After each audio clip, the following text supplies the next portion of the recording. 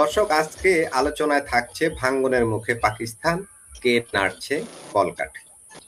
ধন্যবাদ আপনাকে, সেই সাথে আপনার দর্শক এবং রফিকুল ইসলাম ভুইয়া সাহেব সহ সকলকে শুভেচ্ছা।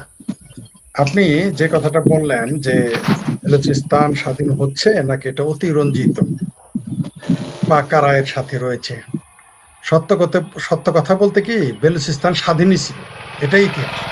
1948 সালে জিন্না গাদ্দারি করে, এই যে পাকিস্তানের জাতির পিতা, তাদের বাবায়ে কৌম, এই শুয়োরখোর গিদড়খোর জিন্না গাদ্দারি করে এই বেলুচিস্তান দখল করে ফেলে। সেই থেকে 1948 সাল থেকে আজ পর্যন্ত বেলুচদের উপরে চরম নির্যাতন নিপীড়ন চলে আসছে। 1948-এ একবার ভয়াবহ নির্যাতন চালিয়েছে দখল করার সময়।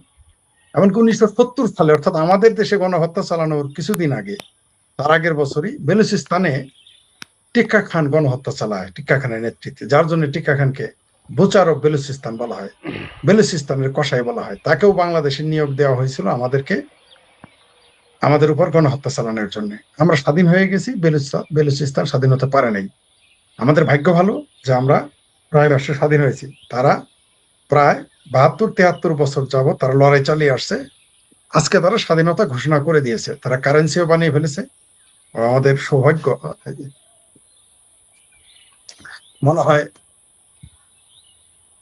কারেন্ট মনে হয় এসে গেছে, তো ভালোই হয়। হ্যাঁ, যেটা বলতেছিলাম সেটা হলো যে অবশ্যই বেলুচিস্তান স্বাধীন হবে, স্বাধীন হওয়ারই কথা। কারণ এই দেশ, যে জাতি একবার স্বাধীনতার কথা ঘোষণা করে, আপনি তাদেরকে রুখে রুখে দিতে পারবেন না। আর এদের উপর যে নির্যাতন নিপীড়ন চলেছে, তাদের তো আপনি রুখতে পারবেনই না।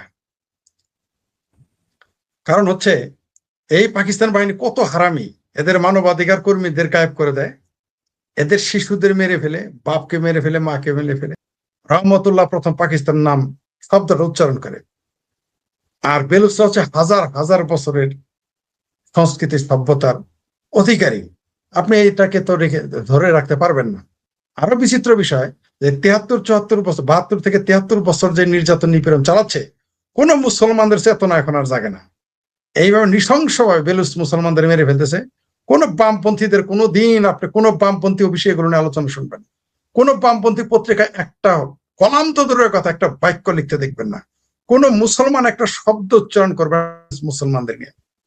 এখন আর ইসলামী জজবাও তাদের জাগে না, বামপন্থীদের মানবাধিকারের জজবাও তাদের জাগে না। এই বেলুচেরা যে বীরেরা যে লড়াই করতেছে, তাদের নেতাদের হত্যা করে ফেলেছে, ডেকে নিয়ে দাওয়াত দিয়ে মেরে ফেলেছে, এইরকম রেকর্ড আছে। আর আপনি যেটা বললেন, এটার সত্যতা হলো যে এরা আপনি আর ঠিকই রাখতে পারবেন না। বাংলাদেশকে গিলে খাওয়ার জন্য এসেছিল। 24শে জুলাই সন্ত্রাসী আন্দোলনের পরে পাকিস্তান মনে করেছিল যে মুড়ির মোয়ার মতো বাংলাদেশ গিলে খাবে। তখনই আমি বলেছিলাম, এর আগেও বলেছি, বাংলাদেশ আওয়ামী লীগ তখন ক্ষমতায়, তার আগেও আমি বলেছি যে আগামী 5 বছরের মধ্যে পাকিস্তান ভেঙে যাবে। তো আমি ভেবেছিলাম, তখন বলেছিলাম টুকরো হবে, মানে একটা হবে। কিন্তু আপনি যেটা বললেন যে বেলুচিস্তান স্বাধীন হয়েছে কিনা, আপনাকে বলে রাখি, পাকিস্তান টুকরো টুকরো হয়ে যাবে।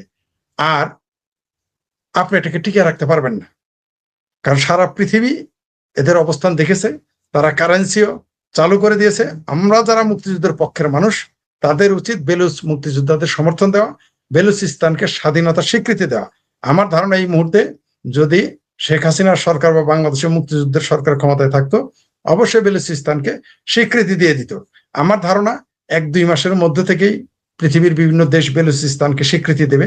কারণ প্রায় 40 লক্ষ থেকে 50 লক্ষ বেলুচ যারা দেশের বাইরে রয়েছে, তারা বিভিন্ন ভাবে কাজ করতেছে।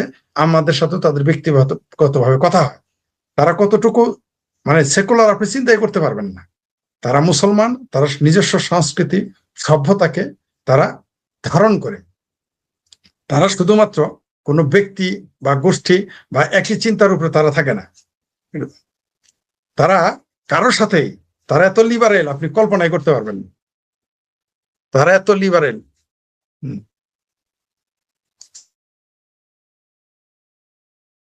তারা এত লিবারেল, আমরা কথা বলে দেখলাম, আমরা আমরা চিন্তাই করতে, তাদের সাথে তাদের বিভিন্ন প্রশ্ন করেছি আমরা যে আপনাদের স্বাধীন বেলুচিস্তানের স্বরূপ কি হবে, আপনাদের বেলুচিস্তানের চিন্তা ভাবনা কেমন হবে, আপনাদের রাজনৈতিক মোটো কি হবে, তারা সব আধুনিক চিন্তা করে। এবং সবচেয়ে আপনাকে বিস্ময়কর একটা তথ্য দেই, সারা পৃথিবীতেই যারা মুক্তিযুদ্ধ করে তারা কিন্তু সবার আগে আর্থিক সহযোগিতা চায়। আমরা তাদের বলেছি, আমরা বাংলাদেশের মুক্তিযুদ্ধের পক্ষের মানুষ যারা, তারা আপনাকে কিভাবে সহযোগিতা করবো আমরা জানান, আপনি বিশ্বাস করবেন না, you believe it or not.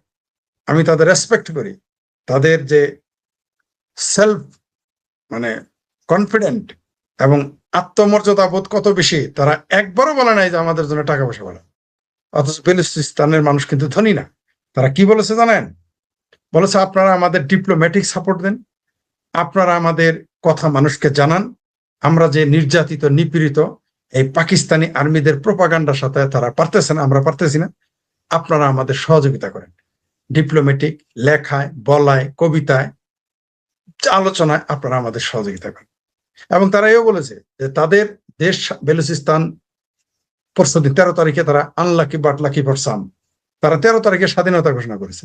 তারা বলেছে আমাদের নিজস্ব জাতীয় সঙ্গীত রয়েছে, স্বাধীনতা দিবস 13 তারিখ বলে প্রাথমিক ঘোষণা করেছে। তারপর তারা এও বলেছে তারা কারেন্সিও ঘোষণা করেছে এবং সেটা লেনদেন তারা 13 তারিখ থেকে শুরু করেছে। তারা সবসময় বলেছে যে বেলুচিস্তান হবে সারা পৃথিবীর জন্য, আমরা সারা পৃথিবীর সাথে সম্পর্ক রাখবো, জ্ঞান দেব নেব, অর্থনৈতিক, ব্যবসায়িক, সাংস্কৃতিক বিনিময় তারা করবে। তারা বলেছে যে আপনারা কল্পনাই করতে পারবেন না যে এটা আপনারা যে পাকিস্তানের স্বরূপ দেখেছেন বেলুচিস্তান তা নয়। যে তারা আরো বিস্মিত হয়ে গেছে আমি, যে বেলুচিস্তানের তরুণেরা তারা ফাস্ট ফুড খাওয়ার টাকা ম্যানেজ করে, তারা বই পড়ে। পাকিস্তানের মধ্যে সবচেয়ে বেশি বই পাঠ করে তারা। বললো যে তাদের বুক ফেয়ার হয়, সেখানে 50-60 লক্ষ বই বিক্রি হয়, টাকার না, 50-60 লক্ষ বই বিক্রি। যেখানে মানুষের 1.5 কোটি, সেখানে আপনি 50-60 লক্ষ বই বিক্রি করে আপনি কি মনে করেন আমাকে বলেন। আমি তখন বললাম এটা কি করে সম্ভব? তারা বললো যে আমাদের তরুণেরা ফাস্টফুড খায় না, তারা সেই টাকা দিয়ে বই কিনে। তো সেই জাতিটাকে আপনি এইভাবে নির্যাতিত, নিষ্পেষিত রাখবেন।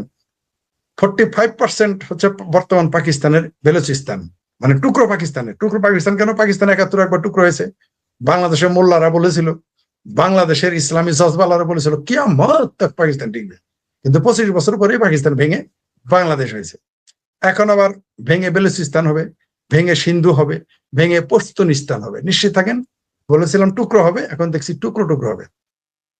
বলেছে তাদের যে অর্থনীতি, এখানকে যত খনিজ সম্পদ পৃথিবীতে 100 প্রকার খনিজ সম্পদের মধ্যে কিছু খনিজ সম্পদ আছে, রেয়ার খনিজ সম্পদ, সেগুলো বেলুচিস্তানে আছে। এগুলো দিয়েই পাকিস্তানের লাহোর আর পাঞ্জাবিরা চলে। তারা সবসময় শোষণ করে। তারা 71 পর্যন্ত আমাদের শোষণ করেছিল, 47 থেকে 71 পর্যন্ত বেলুচিস্তানকে শোষণ করে। তারা সেখানে পড়ালেখা করতে দেয় না। তারা যদি পড়ালেখা করে সেটাকে অপরাধ মনে করা হয়।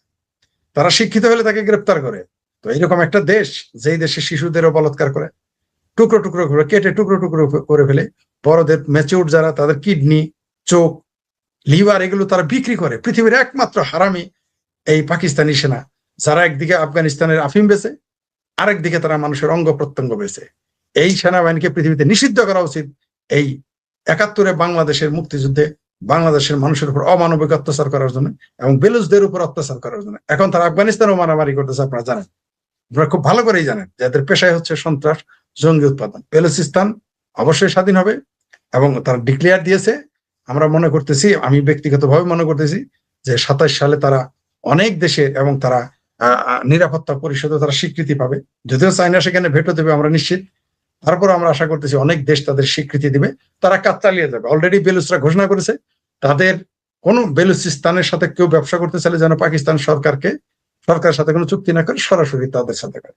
এইভাবে তারা বলে দিয়েছে। সারা পৃথিবীর প্রায় 40 থেকে 50 লাখ বেলুচ, এরা সারা পৃথিবীতে কাজ করে যাচ্ছে এবং তারা স্বাধীন হবে, কেউ ঠেকিয়ে রাখতে পারবে না। জি, ধন্যবাদ।